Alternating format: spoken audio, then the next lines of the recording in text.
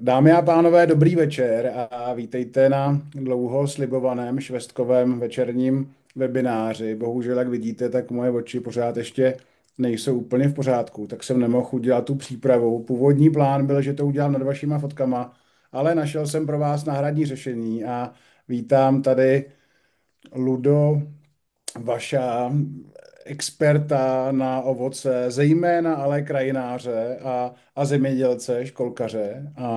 A díky moc, Ludo, že si přijal mé pozvání na dnešní večer, protože je toho spousta, co bychom od tebe rádi dneska slyšeli. Těch témat, které já jsem si na tebe přichystal, tak je spousta a doufám, že ještě nějaké další dotazy přijdou přes chat a já ti je položím, ale to základní, co by mě zajímalo od tebe, je přeplozenost švestek v letošním roce a co s tím v příštím roce, zimní, jarní péče o švestku, o co je zájem v těch školkách a o co by mohl být větší zájem a není. A co odrůdy a podnože nové, staré ovocných stromů. Ale já tě nechám se nejdřív představit. Takže děkuji, že jsi přišel a můžeš si to uvést sám. Děkuji. Ďakujem pekne. Ďakujem za pozvanie a srdečne vás vítam a pekný večer prajem. Díky moc, že jsi přišel a moje první otázka na tebe. Pojďme se věnovat možná ne úplně na Slovensku, ale v Čechách hodně. Loni nám to všecko zmrzlo a letos se ty švestky a budeme říkat švestky, pološvestky, by tomu říká švestky dneska, jo, a slivky, se zbláznily a přeplodily. A já potkávám spoustu stromů, které jsou zohejbaný, zdeformovaný, popraskaný. A to i stromy, které vlastně měly ještě pěkných pár let růst hrdě a vzpřímeně. A co teď s tím, tady v té situaci? Ten strom na to bude nějak reagovat, my na to musíme nějak reagovat, tak tě požádám jako první, kdyby si nám řekl, co v téhle situaci, teda v příštím roce dělat, jak si s tím poradit. Treba si uvedomiť, že slivky sú stromy, ktoré sú šľachtené tisícročia. Najstaršie odrody poznáme z oblasti Mezopotánie a to hovoríme naozaj viac ako 7 000 rokov staré pecky sa objavili. A za túto veľmi dlhú dobu došlo k výberu najkvalitnejších odrôd, to nazveme, a práve sa dbalo na to, aby stromy boli veľmi plodné. A preto si musíme uvedomiť, že slivky sú náročné na starostlivosť. Ale nie, aby to znelo nejako odstrašujúco, tá starostlivosť spočíva najmä v pravidelnom jarnom reze. Takže ak je strom vystresovaný nadmernou plodnosťou z minulého roka, to znamená, že mu chýbajú prírastky, chýba mu vitalita, a tým je aj veľmi oslabený, je náchylný na hubové choroby a je náchylný na ďalšie preplodzovanie. Keď sa k tomu spočítajú ešte aj mšice, vožky po slovensky, tak ten strom dostane poriadne cez hubu a neprinese nám to požadované chutné, sladké, šťavnaté ovocie, po ktorom túžime. A preto by som začal už od února, od februára s rezom stromov a pokojne by som nožnicami alebo veľmi ostrou pilkou siahol až do dvojročného, prípadne aj do trojročného, trojletého dreva, pretože vtedy ten efekt omladenia a regenerácie bude dostatočný. Takže je to jednoduché, treba urobiť rez, ktorý vyprovokuje zmladenie stromu, aby strom vytvoril silné letorosty, ktoré majú silné listy, ktoré budú dostatočne fotosyntetizovať, aby sa znova vrátila imunita, aby mali z čoho plody žiť, aj strom. A čo je nesmierne dôležité všeobecne pri peckovinách, kôstkovinách, je robiť rez veľmi precízne, teda s chirurgickou precíznosťou, pedantnosťou, neponechávať žiadne čapíky, zatrhnutia, rozmačknutia, to znamená perfektné náradie, používať techniku na konárový alebo vetevný krúžek. Takže nebať sa toho a rezať. A samozrejme prihnojiť únor, v únoru, v březnu, ideálny čas okopať stromy, naozaj okopať pod celým priemetom koruny, zbaviť trávny drn a nasypať 50 až 100 litrov, pokojne aj 150 litrov kvalitného záhradného kompostu. A to je všetko. Ono těch 150 litrů kompostu, když to spočítám na těch 20 stromů na těch zahradách, kolik vlastně by člověk musel mít kompostu a říkám to všem a vždycky, kubík kompostu je minimum toho domácího. Všecká sečená tráva, ideálně kus sečený louky, kde jsou byliny, všechno z kuchyně, prostě je kompostovat a pořád dokola kompostovat, aby člověk měl tuhletu základní výživu pro ovocní stromy. Áno, teraz máme zimný mesiac, čo je veľmi dôležité, tak je skontrolovať koruny a odstrániť mumiové plody, mumifikované plody, pretože tie sú primárnou infekciou moniliózy na jar, tie mumie. A tiež by som odporúčil listy, ktoré máme pod stromami, tak pofrkať kompostom alebo prejsť klasickou záhradnou kosačkou. O čo ide? Aby listy na povrchu trávy, na povrchu tej trávno-bylinného povrchu, nezostali do jary celé, aby sa nám rozmrvili, aby ich zožrala, pohltila pôda, pretože aj listy môžu byť infekčné, môžu byť zdrojom infekcie, napríklad rzy švestek. Takže v tomto období treba už začať sa starať o stromy. Padla tu zajímavá otázka, ty jsi to odpověděl, že jako dvouleté a případně tříleté dřevo, ten zpětný řez v případě toho přeplození deformací, ono se často, nebo nejčastěji stává to, že někdo vynechal jeden rok jarní řez. A to právě tady v těch přeplozených letech napáchá ty nenapravitelné škody často. To znamená, co když se to ohnulo ve starším dřevu než druhém, třetím, co když jsem tam nechal metr větve a právě v ní, budem říkat třeba čtyřleté dřevo, se to teď sehlo všecko k zemi. Ja by som sa znova zopakoval, ale pokladám to za veľmi dôležité, že slivky sú tisícročia šlachtené a sú enormne plodné.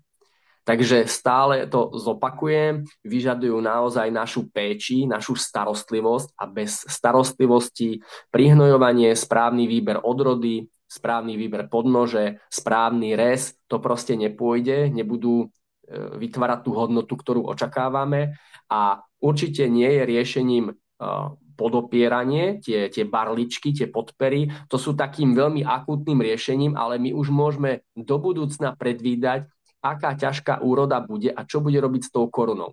Keď vidíme, že nám rastú dva konáre tým istým smerom, teda konkurenčné konáre, vieme, že ten strom bude tak povediac vyholovať. Neviem, či rozumiete tomu slovu, ale znamená to, že nám tie plodonosné vetevky, tie krátke brachyblástiky, tie nám usychajú a plodnosť sa nám dostáva do periférie, teda do obvodu koruny a práve vtedy dochádza najčastejšie k rozlámaniu koruny.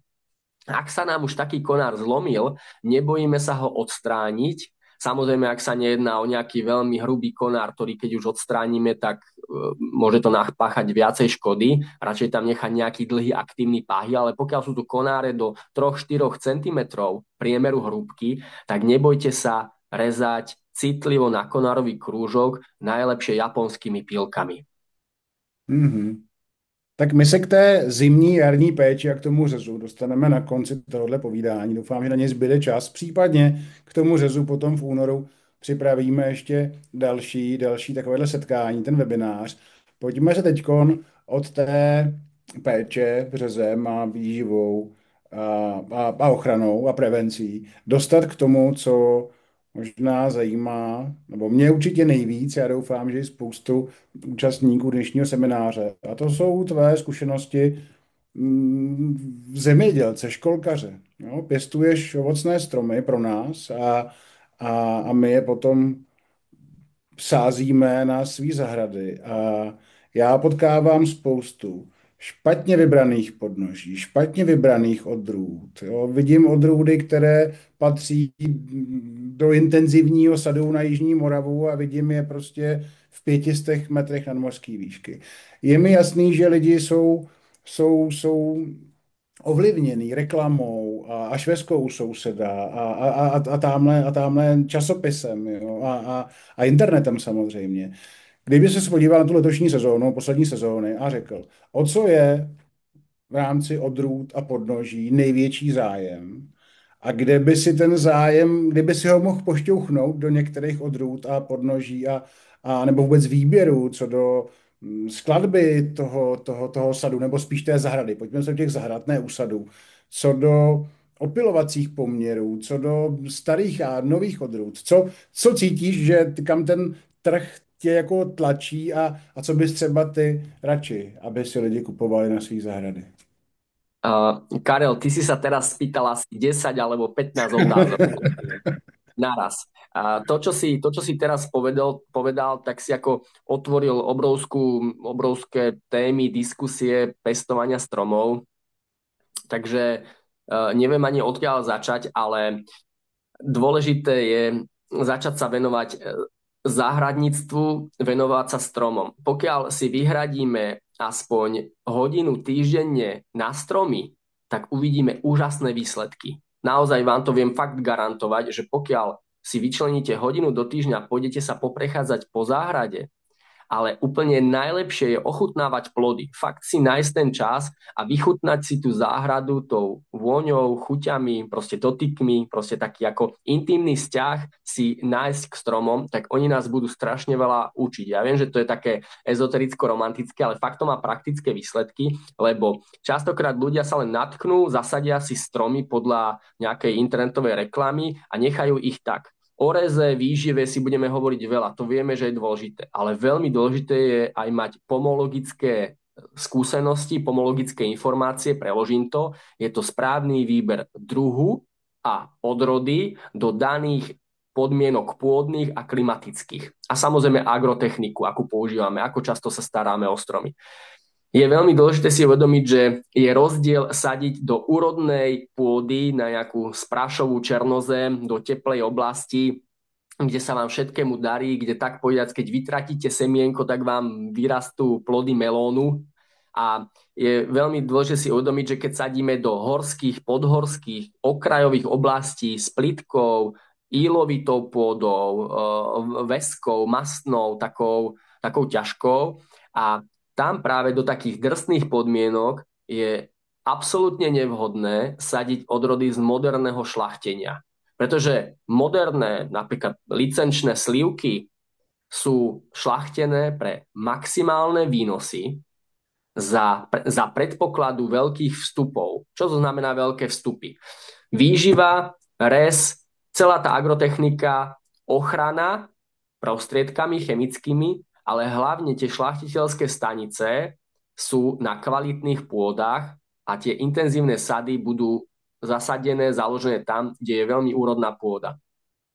A keď chceme sadiť takéto odrody, tak musia ísť aj do takýchto podmienok.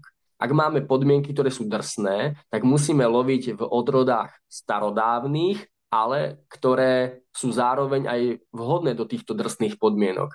Tak typické samozrejme sú klasické slivky domáce, po slovensky Bystrická, alebo na Morave na Valašsku Karlátka, slivky bystrické, bystričky, ktoré fakt vedia prinášať úrodu aj v nadmorskej výške 800 metrov, pokojne aj 850, fakt v drsných podmienkach a samozrejme sú to okruhlice, belice, duranzie, vrabčláky, kolomaznice, no starodávne odrody, ktoré vedia obstáť aj v horšej starostlivosti, ale tiež si treba uvedomiť, že klimatická zmena postihla aj tieto okrajové oblasti.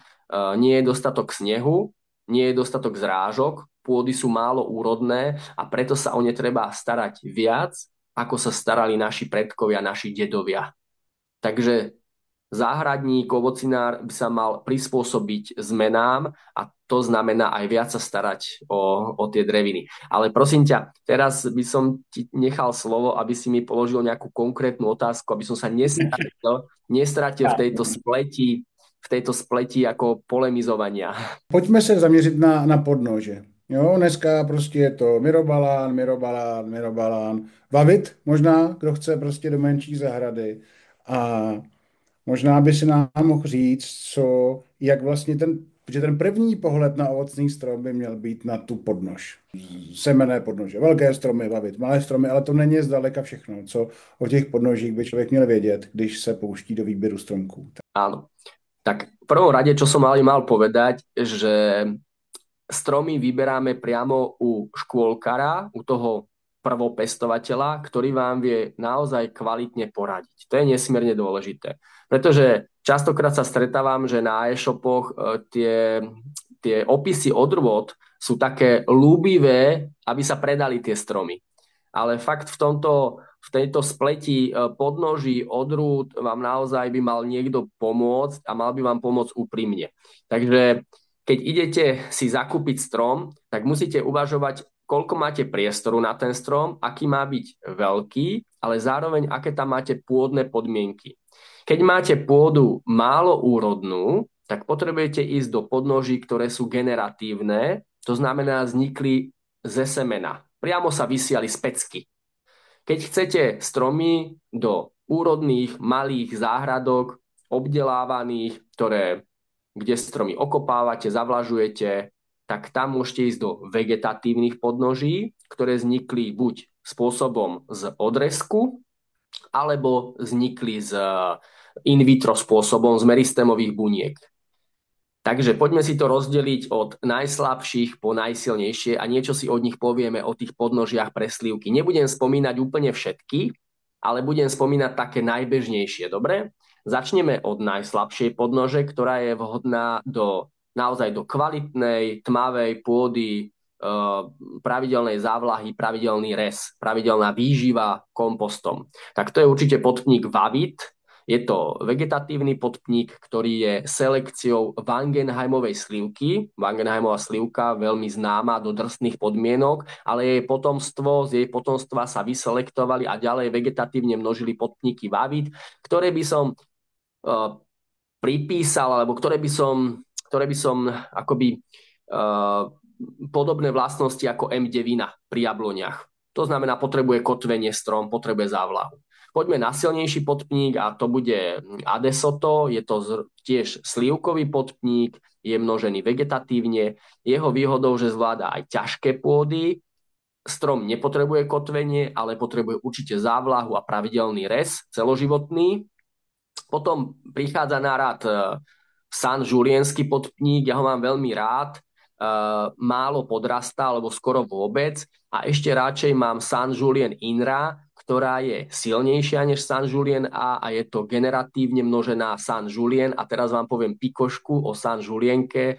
Saint-Julienka je pravdepodobne, ak sa nemýlia historické nejaké popisy, je to považská okruhlica. Čo znamená považská? Považ je rieka Váh na Slovensku, tak bola vyselektovaná vlastne pravdepodobne, možno to je dohad, z považskej okruhličky. Okruhličky sú také slivky, ktoré sú niečo medzi slivkami bystrickými a trnkami, také medzidruhové krížence.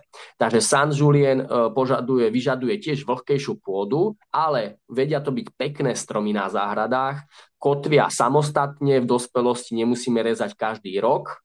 Na niektoré bujnejšie odrody aj dorastú do celkom pekných rozmerov, ale obrovská výhoda proti myrobalánu je, že minimálne podrústa podnož, takže vynikajúci podpník pre ringloty, pre marhule, pre slivky.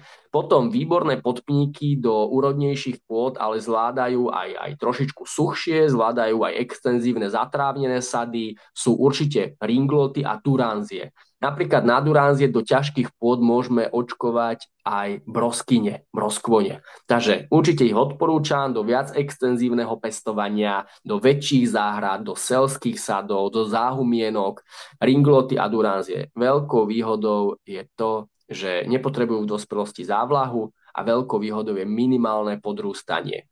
Potom by som spomenul Myrobalan 29C, ktorý je selekcia z myrobalánov množená in vitro spôsobom, na ktorom perfektne rastú aj marhule, aj slivky. A je to podpník, ktorý veľmi málo podrastá, veľmi dobre rastie, je to asi 80% z myrobalánu semenného. No a potom prídem k myrobalánu samotnému ako najobľúbenejšom podpníku. Viem, že už dlho rozprávam, ale chcel som to komplexnejšie. Tak myrobalán, jeho semenná forma ako semenáč, má najhustejší koreňový systém, najlepšie vie vyťahnuť vodu a živiny z hlbokých vrstiev, veľmi dobrú afinitu má s mnohými slivkami, marhulami, ringlotami, ale má obrovskú nevýhodu a to je to, že neskutočne podrústa, takže ho neodporúčam do krajiny, kde zanepleší, zaplevelí krajinu, neodporúčam ho do malých záhrad, neodporúčam ho tam, kde sa nebude stále starať o podrústajúcu podnož. Osvedčil sa nám v sadoch, kde sa pasú ovečky a tie ho stále spásajú, tie ovečky. A nevýhodou tohto podpníka Myrobalan semenáč je aj nižšia plodnosť niektorých odrôd a veľmi oddialenie plodnosti. Naozaj niekedy až v 5. 6. roku plodia na tom tie švestky. Takže Myrobalan, ale čo není ešte preskúmané a v čom vidím veľký potenciál, tak je rozmnožovanie sliviek na okruhličkách. Na slivkách, okruhličkách a napríklad na slivkách Belicách, na slivkách Bystrických. Takže keď idete po krajine, nezabudnite zberať všetky pecky a pichať ich do remízok, do rigolov, proste všade po krajine ako muž, ktorý sadil stromy a vrublujte, očkujte, štepte na to a pozorujte, čo aké má vlastnosti.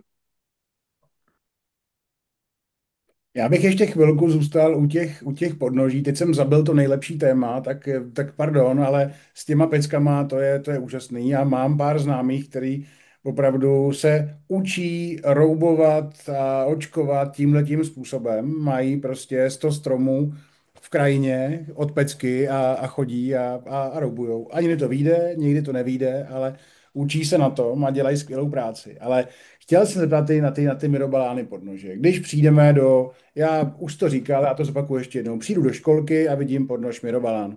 A vůbec nevím, jestli to je meristem, nebo to je vegetativní, generativní, vidím prostě myrobalán. Jak to značíš ty ve školce? Musím se zeptat, nebo už to vidím na štítku toho stromku, o jaký myrobalán podnož jde? No, najčastejšie Myrobalan máme generatívny, teda z výsevu. Jeho obrovskou výhodou je to, že je veľmi lacný pre škôlkarov, je výborný na očkovanie, pretože si drží veľmi dlhú dobu mízu. A to je taký tip pre vás, že keď chcete začať očkovať do krajiny, štepiť, tak Myrobalan je perfektný na naučenie sa, na tréning, pretože on si drží mízu, ktorá je potrebná pre očkovanie skoro viac ako 5-6 týždňov. Takže môžeme veľmi dlhú dobu očkovať a môžeme to aj opravovať dokonca počas jedného vegetačného obdobia. Počas srpna môžeme aj dvakrát vyskúšať očkovať a stále to pôjde na Myrobalán. A čo sa týka škôlok, tak oni by mali určite označovať, že o aký typ Myrobalánu sa jedná. A najčastejšie vidíme, že len Myrobalán, to znamená, to je generatívny, alebo tam vidíme 29C, ktorý je vegetatívny. Mhm. Já koukám, že nám tady přibývá strašně moc otázek v chatu. Já teď ještě otvírat nebudu, necháme tomu potom tu druhou část toho povídání. A já bych teď ještě na chvilku přeskočil k chorobám až ke škůdcům, protože to je prostě velký problém zahrad a zmínili jsme monoliózu a arzivost. Další problém švestky je pilatka. Jo, a ty už jsi zmínil to podrytí toho stromu pod celou korunou, ideálně tam dát ty slepice, že jo, ať tom jako rovnou hrabou, ať to vyzobávají, udělat ten ptačí bufet i pro ty ptáky, i pro ty domácí slípky, ale já používám kvasy, hořkoň, a obrývání stromů a případně mechanickou zábranu. Jsou lepší letci než vrtule třešňová, ale i tak se dají umořit těma vzletama, když si hlídám deskama ty první vzlety signalizační. Co dál? Jakým způsobem dál bojovat proti pilatce na zahradách? Nechemicky samozřejmě. Uh-huh, uh-huh. Tak úplne základný pilier toho boju je správny výber alebo výber odrôd, ktoré kvitnú neskôr, pretože tie ako keby unikajú alebo sa posúva tá fenofáza, kedy pilatka kladie svoje vajíčka, pretože piliarka kladie vajíčka vtedy, keď vlastne začínajú kvitnúť, keď kvitnú švestky a práve tie skoršie kvitnúce odrody tieto schytajú najviac. Takže správny výber odrôd je veľmi dôležitý. Potom Samozrejme v tom období kvitnutia a odkvitania sa v ekologickom poľnohospodárstve, zemedelství používa vývar zo spomínanej Quassia amari. Quassia amara je drevina, ktorá obsahuje insekticídne látky, ktoré ale necielia na necielové organizmy. Takže vlastne nezasahujú nič iné ako tú pilátku. A čo je veľmi dôležité, je podpora biodiverzity, samozrejme podpora vtáctva, dravého vtáctva, takže cez zimu sa staráme o to, aby mali dostatok potravy vtáky dravé, ktoré chceme mať na záhrade, takže nebránime sa ich prikrmovať, keď už naozaj nie je dosť potravy, nedávame im nič, čo obsahuje sol, to ich dehydruje, tomu sa naozaj vyhýbame, takže žiadna slaná klobása a podobné veci to nevešáme, ponecháme nejaké jablčka, dáme dostatok slnečnice, môžeme zavesiť nejaký čistý loj, čistú ako slaninu, nesolenú.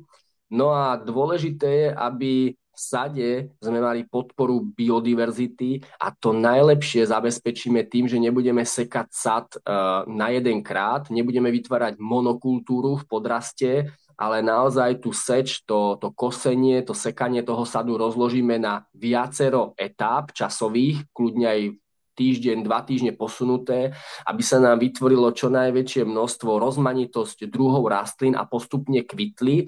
A tiež je dôležité tú biomasu, tú hmotu z toho sekania zo sadu odnášať a nekumulovať ho na mieste. Teda mulčovanie je najhorší manažment o záhradu a o sad, ale skutočne je najlepšie tú biomasu dať do kompostu alebo pod korunu stromov, vytvárať miesta, kde je málo živín a kde je veľa živín. Málo živín v medziradiach, kde nie sú korene a tam, kde sú korene, zasa kumulovať tú biomasu. A to výrazne zvyšuje pestrosť a tá pestrosť je dôležitá pre dravý hmyz.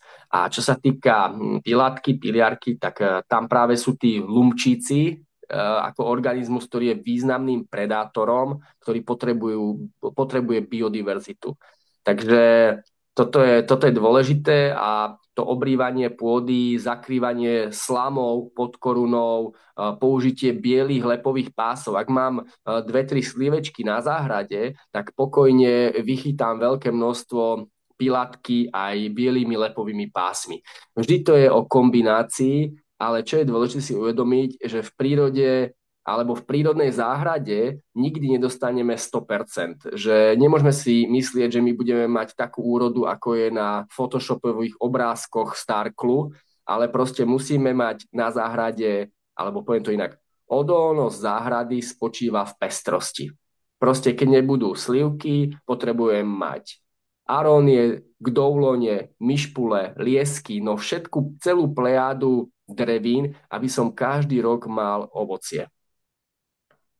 Já se ještě chvilku pozdržím u té pilatky, protože, a vůbec u škůdců, jo, protože s- oba pěstujeme bez chemie, prostě jde Áno. nám to proti srsti tohleto a musíme nad tím přemýšlet mnohem víc, než ty, co to prostě stříknou. A já bych rád upozornil na to, že spousta přípravků, které se prodávají na českém a asi slovenském internetu, tak se tváří jako ekologické. Já nemůžu jmenovat, páč tady půjdeme za chvilku nebo zítra to dáme na YouTube, bude to veřejný, tak nechci. Ale je spousta přípravků, které se tváří jako ekologické, ale třeba jenom komplikují včelám návrat do úlu, když Mhm. jsou na stromech. Jo? Dávejte si pozor, že ne všecko, co se prezentuje jako ekologický boj, například s pilatkou, tak je skutečně neškodný. A pro mě zrovna ty včely, jakkoliv jim komplikovat život a rozmnožovací cykly a návraty do úlu, to je pro mě prostě nepřípustný. Takže to, co tady vyjmenováváme, nebo Ludo, já doplňuju, tak to jsou přístupy, kde se nemusíte bát toho, že byste ohrozili například včely. Áno, keď si pri tých včelách, tak ešte by som podotkol, že slivkoviny, slivkové modré ovocie je samozrejme závislé od opelenia včelami, ale teda nielen včelami, lebo včely dokážu lietať iba za dobrých poveternostných a vlhkostných podmienok, ale na odolnej záhrade treba vytvárať priestor aj pre včely samotárky a pre čmeliaky. Poviem príklad tohto roku. že počas kvitnutia meruniek, marhul, bol enormne silný vietor u nás v sade. Máme taký 5 hektárový meruňkový sad a počas toho silného, intenzívneho vetra som naozaj pozoroval, že kto tie meruňky opeluje a boli to naozaj len čmeláci, čmeliaky. Takže domčeky pre čmeliaky, domčeky pre včielky samotárky, kopa hliny, kopa navrtaného dreva, staré cihly, tehly nepálené. Toto sú všetko tak dôležité podporné prvky. Niekomu to príde akoby smiešné, také by som povedal naivné, robiť domčeky pre včely samotárky, ale to sú vážne veci. Ono je důležité říct, že taková jedna včela samotářka, té stačí, abyste opravdu někam do stínu té zahrady opřeli ten starý trám a akuvrtačkou tam do toho navrtali 20 děr sedmičkou, osmičkou vrtákem a já se vám musím pochlubit. Jo. Nejlepší zkušenosti s chovem čmeláků já mám z těch vnitřních chlupatých vložek z dětských sněhulí. Mají rádi to za rohem prostě, jo. Mají rádi ten stín tam, to závětří, mají rádi ty chlupy, že si vlastně z toho tam dělají to teplíčko, tu pohodičku a já kamkoliv do hezkého místa zastrčím tady tu starou, ten vnitřek té sněhule, tak se mi tam usadí včelka, teda čmelák, čmeláčí rodinka. A včelky samotářky, to jsem chtěl říct na samém začátku této povídání, ona té práce udělá několika set násobně na tom ovocném stromě víc než včela, protože ona nezbírá ten pil do těch váčků, ona ho neuvěřitelným způsobem, některé z nich, ne všechny, vlastně jako hází kolem sebe. Jo? Ty opilovací schopnosti té včely samotářky jsou podstatně, a teď jsem někde čet 200krát efektivnější na stromě než včela. Takže 5 takových včelek a 5 včeláčích rodinek, čmeláčích, pardon, vám udělá práci na té zahradě, jako byste měli úl s česlem do zahrady. Áno, a ja im ešte trošičku nahrám do karát tým včielkám, samotárkam, tak oni sú tak povediať také promiskuitné, že oni opelujú rastú od rúdu, oni tak ako keby skáču zo stromu na strom, pričom včela medonosná býva ako verná, že sa venuje tej jednej odrode, ale tie samotárky sú také prelietavé a to je veľmi dôležité pre to premiešanie pelu a pre tú ako maximálne opelenie tých odrôd sliviek, ktoré nie sú samoopelivé. Narazili jsme na velké téma, to jsou opilovací poměry v zahradě. Jo. Kdyby si mohl poskládat takovou hezkou zahradu, jo, buďme konkrétnější, jo. Budeme říkat, že nepůjdeme tou cestou těch odrůd pro to intenzivní sadařství, budeme se věnovat takový nějaký střední nadmořský výšce, ani ne úplně jako Jižní Morava, ani úplně 800 metrů nad mořem, kde by si mohl, nebo kdyby si stavěl zahradu na průměrné půdě, jakou sadu odrůd by si do té zahrady dal, aby vzájemně se opilili, aby postupně dozrávali celou sezónu. Co by bylo tvoje nová zahrada švesková, kdyby si ji zakládal? Tak ja som sa dostal k ovocným stromom najmä kvôli tomu, že ja naozaj milujem ovocie. A ja to ovocie chcem mať stále čerstvé a aktuálne dostupné v akúkoľvek dobu na záhrade. A slivky úplne zbožňujem, dostávam sa do slivkovej extázy, keď som na bystrickej slivke. Ja milujem aj duranzie a úplne zbožňujem ringloty. Takže ja by som začal jednoznačne zo začiatku veľmi skorou odrodou. Pre mňa jedna z najlepších skorých odrôd je odroda brízka. Na rozdiel od čačanskej skorej má plnú chuť. Je naozaj veľmi výborná.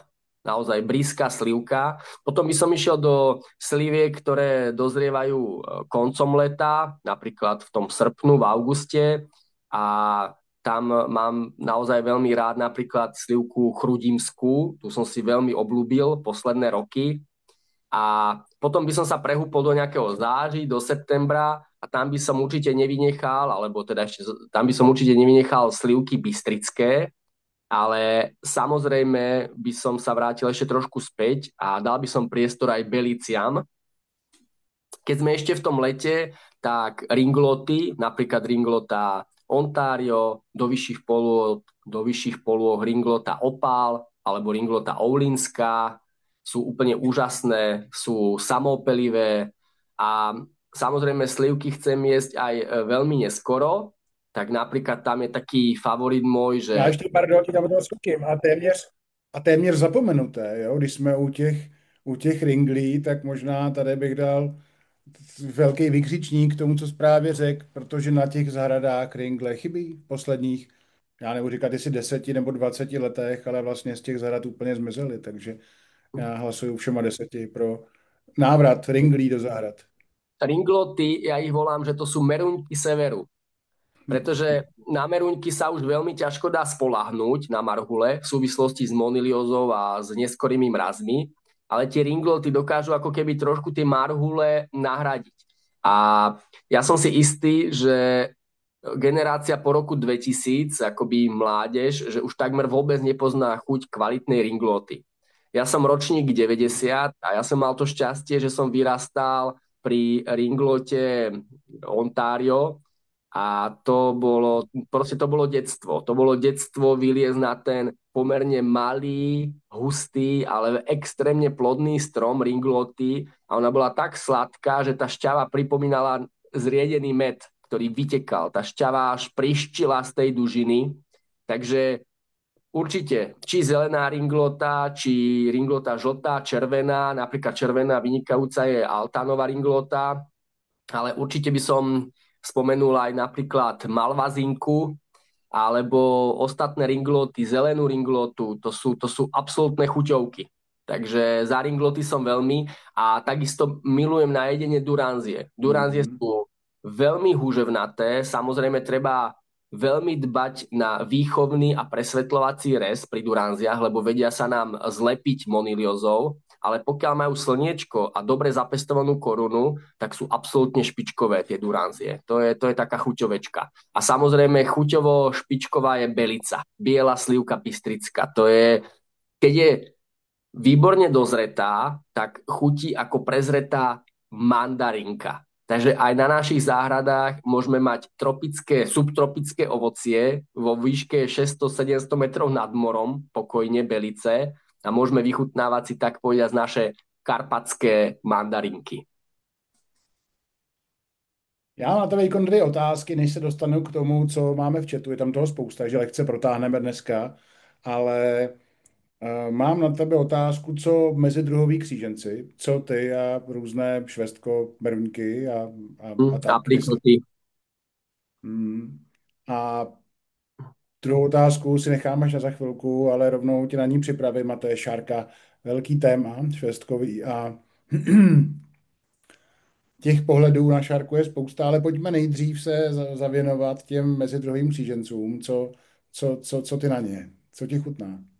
Uh, tak v tomto budem trošku konzervatívny, aj keď nie som veľmi konzervatívny, ale zrovna tie medzidruhové krížence, tie aprikoty a podobne mi veľmi neučarovali. Sú sladké, sú šťavnaté, ale chýba mi tam jasná identita, jasná chuť, že fakt, keď mám chuť na marhulu, mám marhulu, keď mám chuť na ringlu, tak mám ringlu, keď mám chuť na slivku, tak si dám pravú slivku.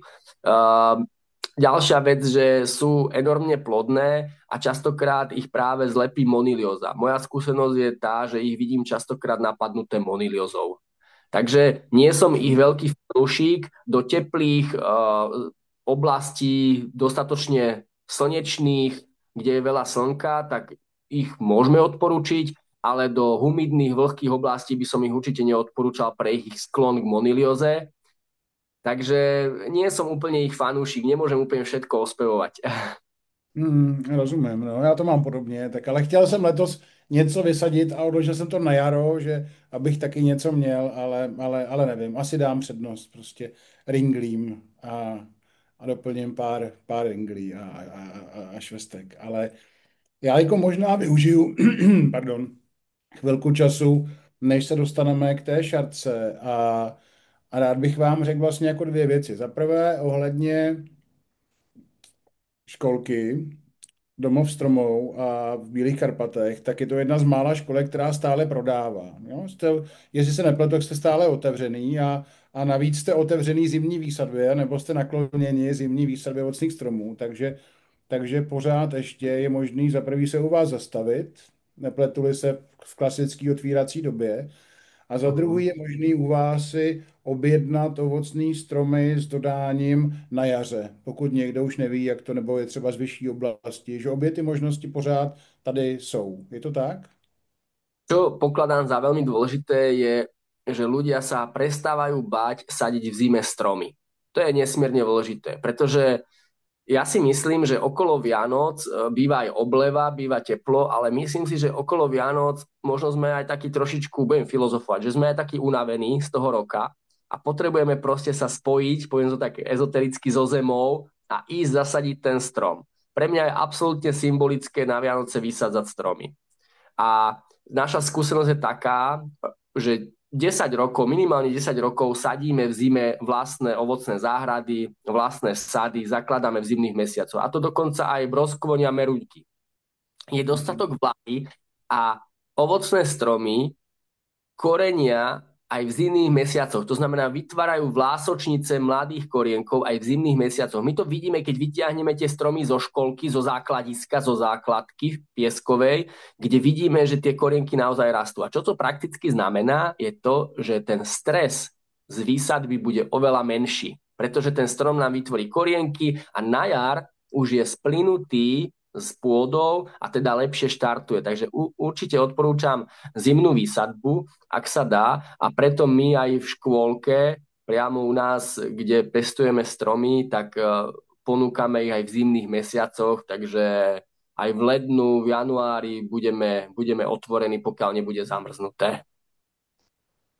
Ono se o tom moc nemluví, jo, protože psychofarmaka, jo, ale ono, kdyby jsme nesázeli v prosinci, tak bychom byli strašně smutní, protože půdní bakterie, obrovské téma, mohli bychom jeden webinář posadit jenom do tématu biom pod tím stromem, půdní bakterie a houby, bakterie, bacily, tak do těch záděr v rukách, pokud člověk sází stromem v zimě a má holý ruce, tak se mu do krve dostane spousta příjemných věcí právě z toho biomu pod stromem a proto jsme jako spokojení v té zimě. Kdyby jsme v prosinci nesázeli, tak by ta deprese přišla v půlce ledna a do toho jara bychom nevydrželi. Takže ta práce s hlínou, těma holejma rukama, s těma záděrama, která nám dělá tu zimu jako hezčí. Jo? A i tohle umějí půdní bakterie. Hermann Hesse má krásne zamyslenia sa nad stromami a záhradníctvom a jeho taký veľmi známy citát je, že práve práca s pôdou je istý druh meditácie. Takže v tejto rýchlej dobe plnej veľkých nárokov a informačného toku náš centrálny nervový systém to nestíha, nezvláda, tak práve kontakt so stromami, s pôdou je ako balzám a ako vravel ten Hermann Hesse, taká akoby meditácia. Takže možno preto sa venujeme stromom, možno by sme sa bez nich zbláznili. Možná Takže by stačilo pěstovat papriky, že jo? Ale ty stromy jsou. áno, mňa rovnako fascinujú huby, rovnako ma fascinujú veľké lesné dreviny, rovnako ma fascinujú rieky, geologický podklad horniny, takže ako je to úžasné, ale výhodou ovocných stromov je akoby to, samozrejme kvety, ktoré sú fascinujúce, pri ovocných stromoch sú kvety, ale čo vznikne z tých kvetov? To ovocie, ktoré mnohé je tak šťavnaté, že nás tá šťava úplne ohromí. Poznáš ten pocit, keď zakusneš do hrušky a šťava z hrušky ti steká až po lakti, alebo Mhm. poznáš ako broskyne, ktoré sú úplne plné slnka, že cítiš pri každom zahryznutí vlastne chuť slnka. A to sa týka aj Mě, hrozna. mě To sú, stečou 3, 4 kapičky, až to vidím na dětech, jak se na to vrhají a v každý ruce dvě, jo, a mají to až na stehna prostě, tak to je áno. nádherné. A to by sme mohli rozoberať od jahodníku cez maliny, moruše, cez vynikajúce orechové recepty, ako to je úžasné, ako mať ovocie po ruke. Já třeba nejím mouku, jo, málo kdo to ví, ale pro mě třeba jako mandlová mouka, mandloně, prostě to je třetina mých jídelníčku, že jo, ovoce a zelenina, jo, no, nahrať Áno. mouku něčím jiným, sacharidy, prostě jím ovoce, nejsem blázen, co vůbec cukry, ale pro mě, já bych nemohl žít, nemít No ovoce, to nemít si mandle, prostě. To si vytvoril vynikajúcu tému alebo podnet na tému, napríklad využitie kaštanové mouky a celkovo ako každý druh, na čo sa hodí, ako sa dá spracovať. My napríklad pestujeme driene, džín obecný, veľkoplodé variety, ktoré fermentujeme a využívame ich alebo spotrebovávame ich ako olivy. Takže aj džín, náš domáci džín sa dá vytvoriť z neho fermentáciou olivy. Takže ako tých možností využitia ovocia je úžasne veľa. Možná to kvašení potom spojíme, tu fermentaci spojíme s tím biomem, jo, s těma mikropomocníkama, uděláme seminář jeden na tady ty houby, bakterie, bacily, kvašení, fermentace. Já si dovolím i sobě udělat takovou malou reklamu. Pořád na mém internetu, mém e-shopu najdete poukazy na jarní klub, který spouštím už vlastně jako bonusovým zimním klubem, hned po Vánocích. Už tam jsou nějaká videa a provedu vás celou tou zimní a jarní sezónou. A jenom už si neobjednávejte, že tohle video natáčíme ve čtvrtek, v pátek půjde na YouTube a už bych vám nestihl do Vánoc poslat ty papírové dárkové poukazy. Takže koukejte se na ty poukazy elektronické, jsou v takovéhle oboustranné podobě. Přijde vám to do 10 minut při platbě kartou do e-mailu, taky si scháníte dárek na poslední chvíli, tak ovocnářský videokurs, respektive ten můj jarní klub je jedna z těch možností. A teď ale k tomu zásadnímu a závažnému tématu, a to je šarka a na to, co ovocnář to názor. A dneska jsem si pozval tebe, tak já dneska nechám povídat tebe, protože já jsem možná v šarce trochu radikálnější než ty, tak se i rád poučím o tom, co, když to neznamená likvidaci, ztrátu kompletně cukernatosti a chuti prostě v rámci ovoce, kam až v rámci šarky zajdeš a nevykácíš, nevymítíš, jo? Nebo jaký je tvůj pohled na šarku v zahradách všeobecně? Áno, náš pohľad na šarku je rozdielny a to som veľmi rád, že je rozdielny, pretože keby sme si pritakávali hlavou, keď jeden hovorí niečo, tak už by to pôsobilo akoby fanaticky, že sme sa dohodli. Takže ja hovorím, že šarka je veľký strašiak nafúknutý, ktorý není až taký strašiak, a pretože z viacerých dôvodov. Pretože šarka je rozšírená kozmopolitne, je všade, v celej Euroázii, je v Severnej Amerike, je proste všade. Takže už neexistuje miesto, kde by sa nám neinfikovalo šárkou. Šárka, poviem niečo bližšie o nej, je to vírus PPV, Plumppox potivírus, a ten sa prenáša najmä mšicami a tie mšice ho dokážu v sebe mať aktívny 30 minút. Živý ten vírus. Keď mšice cicajú šťavy rastlinné, napríklad strnky, z mirobalánu, z čerešne, tak oni sa vedia infikovať a preniesť to na našu záhradu. Takže je len otázkou času, kedy ten strom, ktorý je citlivý na šarku, dostane šarku aj na našej záhrade. Aj pokiaľ by sme odstránili choré stromy, teda tie, ktoré sú infikované šarkou, tak možno maximálne o rok alebo o dva oddialíme tú infekciu šárkou. Je veľmi dôležité, keď pestujeme na záhradke pár stromov, 1, 2, 3 stromy sliviek, je veľmi dôležité si vyberať odrody, ktoré sú buď tolerantné, rezistentné, alebo hypersenzitívne, supercitlivé. Takže keď chceme byť 100% istí, tak vyberáme naozaj odrody, ktoré šárka netrápi. Ale pozor, mnohé z týchto odrôd nie sú vhodné pre úplne extenzívne pestovanie v krajine.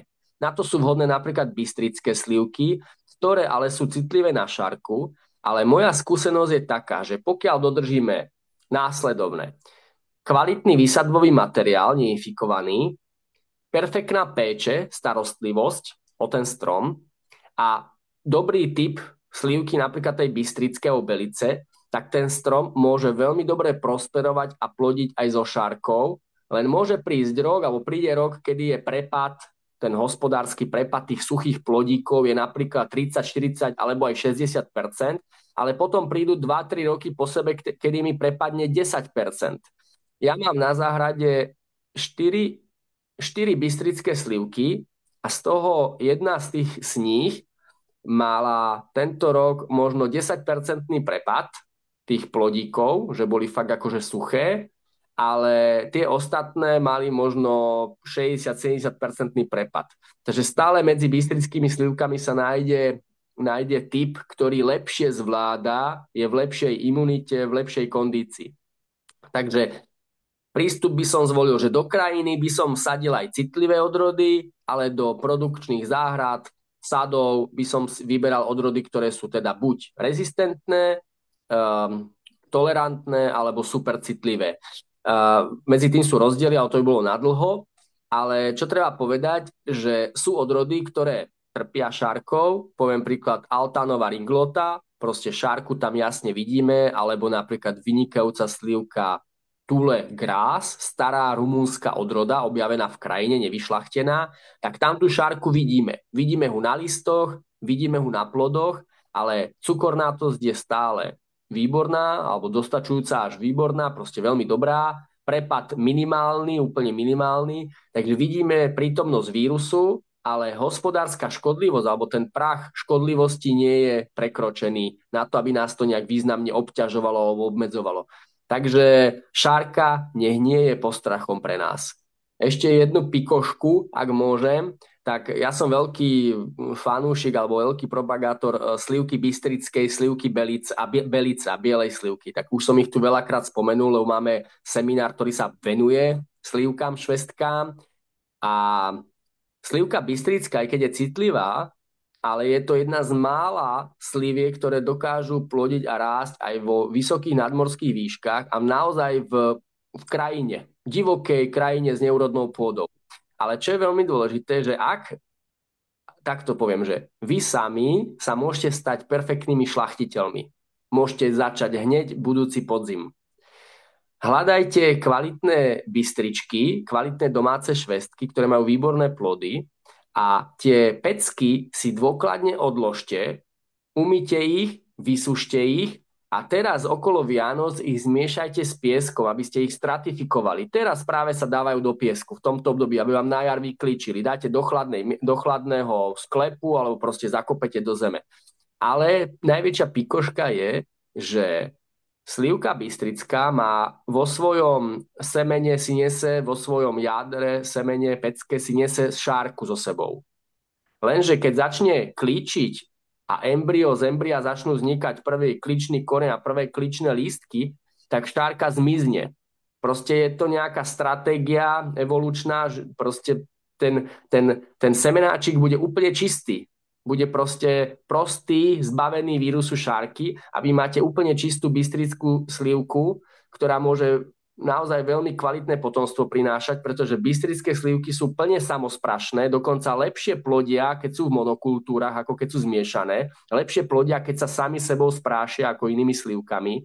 A ich potomstvo je buď totožné a možno niekedy aj lepšie zo semena. Takže nemusíte robiť, nemusíte očkovať, je to taká pikoška a naozaj mi to potvrdili ľudia, ktorí sa venujú mikrobiológii a celkovo rastlinám, že tá šarka tam v tých kličných lístkoch a ďalej už nie je. To je taká zaujímavosť. Já mám tebe jeden dotaz, který se tohohle přesně týká. Jo. Já jsem nedávno někde zaslech, že si to ovocnáři nebo školkaři nekupujou, protože to stojí 2 eura, ta podnož, ale že existuje podnož na Slivoně, která dokáže přenést tu super citlivost k šárce na tu kulturní odrůdu, na to dřevo, který do toho štipuju.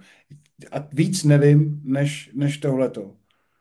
Slyšel jsi něco o tom? Slyšel jsi, víš, řekneš nám o tom víc? Tak ja by som teraz to tak verejne preniesol na teba zodpovednosť, keď si teraz s tým prišiel, aby si dohľadal informácie overené, aby to nebol nejaký hoax Aha. a vysvetlil nám to, lebo naozaj o tomto som ešte nepočul. takže neviem o tom viac povedať, Dobře. o tom, že by podnož zvyšovala, teda vytvárala supercitlivosť, lebo tá supercitlivosť alebo hypersenzitivita spočíva v tom, že pri infekcii šárkov, pri rozširovaní toho vírusu, dojde k odumieraniu buniek, k rýchlemu náhlemu odumieraniu buniek, ktoré ohraničia ten vírus a ďalej sa nerozširuje. A zatiaľ nemám Mhm. informácie o tom, že by to podnož vedela nejako ovplyvniť, ale teším sa na to, čo zistíš a teším sa, keď to u nás v škôlke v praxi začneme skúšať, lebo my máme veľkú chuť, veľký entuziasmus, nadšenie skúšať nové podnože. Naozaj experimentujeme, sejeme si vlastné podnože, zberáme divoké okrúhlice, zberáme duranzie, rôzne typy okrúhličiek a rôzne typy belic, ktoré vysievame, aby sme zistili ich podnožové vlastnosti, lebo v podnožiach pre krajinu, pre bežného človeka, pre našu selskú záhradu, odolnú permakultúrnu záhradu je veľmi malý výber tých podnoží. Dá sa objednať od Batistiniho kvantum in vitro podnoží, no snať 7 alebo 8 in vitro druhov podnoží, ale to sú podnože šlachtené, ako som to viackrát spomínal, do produkčného, intenzívneho, priemyselného ovocinárstva. Ale my chceme budovať silné odolné záhrady a preto sa potrebujeme inšpirovať v krajine. Takže sme veľmi tomu otvorení, aby sme skúšali všetko možné. Takže ďakujeme dopredu, že Já to vím zistíme. přesně, kde jsem to slyšel, přesně vím, kdo mi to říkal, tak já vím, kam zavolat, s kým si dát to kafe a doptám se a zjistím víc. Zase ženu zdroje, ať víme. A myslím, že pomalu těch témat byla spousta. Jo. Máme přetaženo o půl hodiny. Pojďme to udělat tak, že by se podíval do chatu, protože je tam obrovská spousta zpráv. Ale vybral by si jenom pár otázek a na ty ostatní asi bude muset uspořádat další seminář. Tak já to nechám fakt na tobě, aby si vybral, jestli nějaká sedla, jestli nějaká je téma, který jsme třeba zapomněli, jo, otevřít dneska z těch zásadních,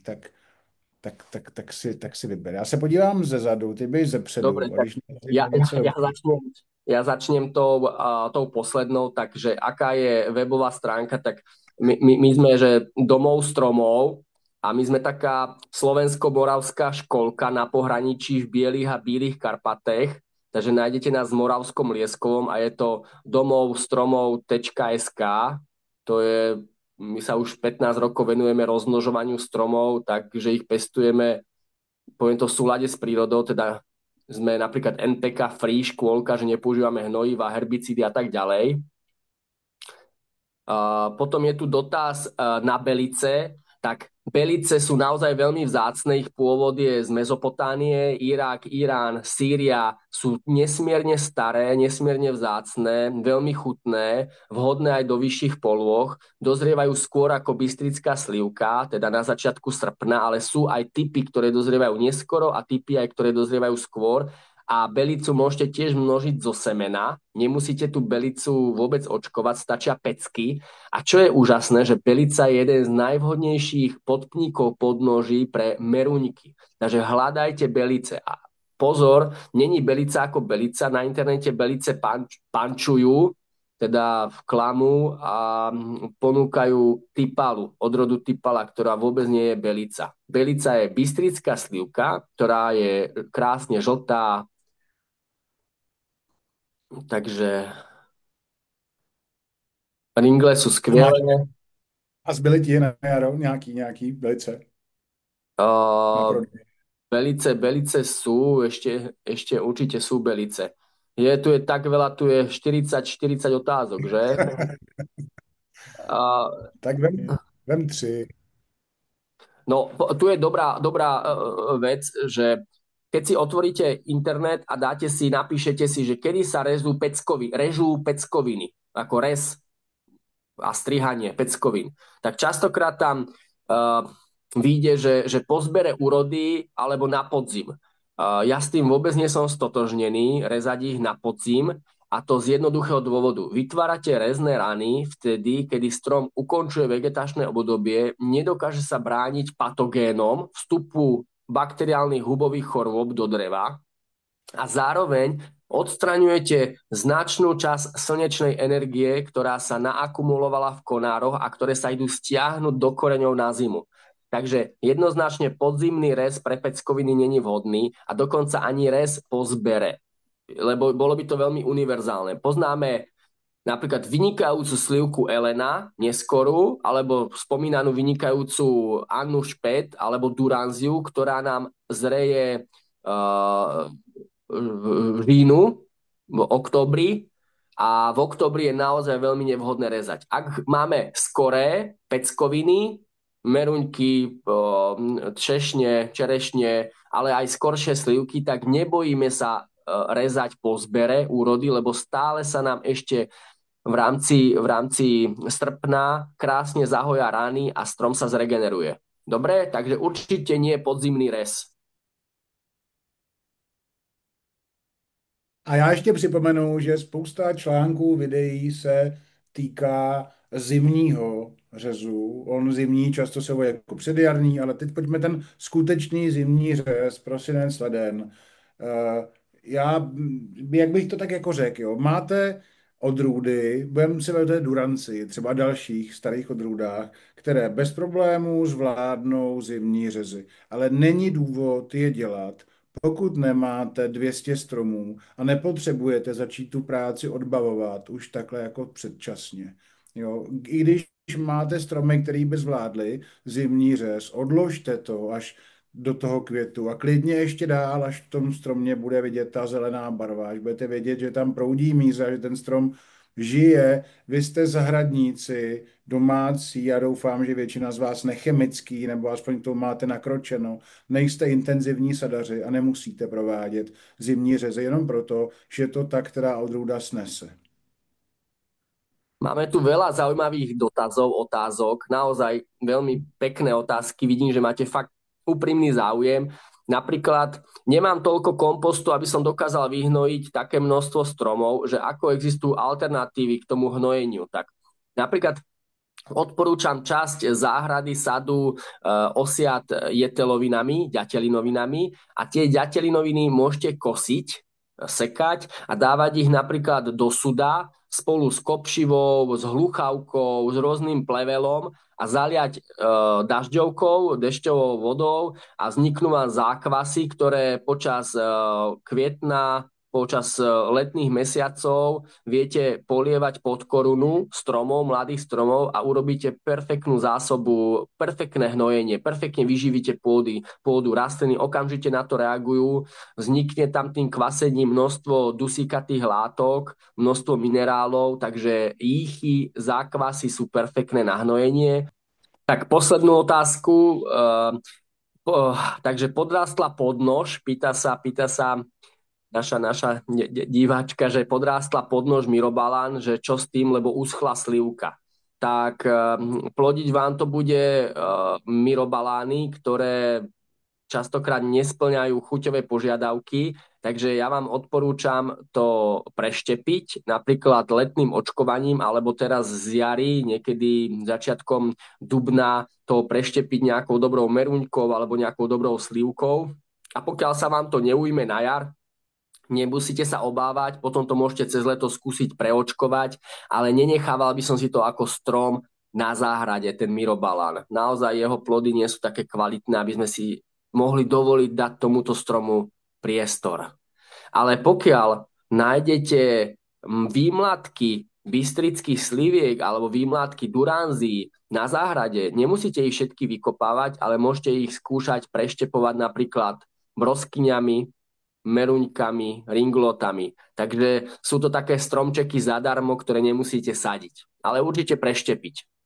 Ešte tu je otázka, že do teplého a daždivého počasia, alebo teda podnebia, klímy, aké vyberať odrody, tak samozrejme odrody, ktoré stíhajú dozrieť. Je to veľmi dôležité, že napríklad v chladných oblastiach si nemôžeme dovoliť pestovať neskoré odrody, neskoré, typu Prezident, Elena a podobne, ktoré dozrievajú veľmi neskoro.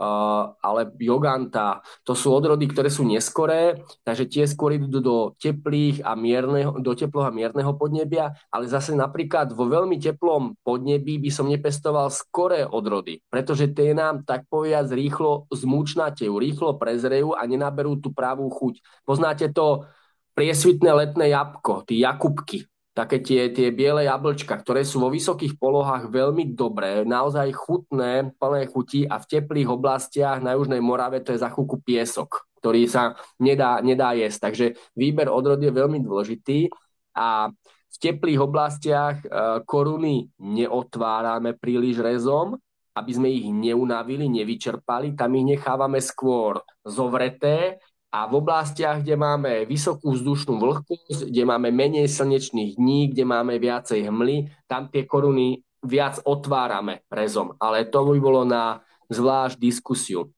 Je tu veľa otázok alebo veľa takých komentárov, že sa vám páči diskusia, čo nás naozaj úprimne teší, lebo poviem vám, priznám sa, ja som ešte nikdy nebol na tak dôkaz, že naozaj nebol nikdy na takomto webinári. To je moja premiéra prvýkrát, takže mal som z toho trošku taký stres, že vám nevidím do očí, že sa nevidím tú interakciu vašu. Je to veľmi zvláštne rozprávať do telefónu. Karel ma na toto nahovoril, takže je to prvýkrát.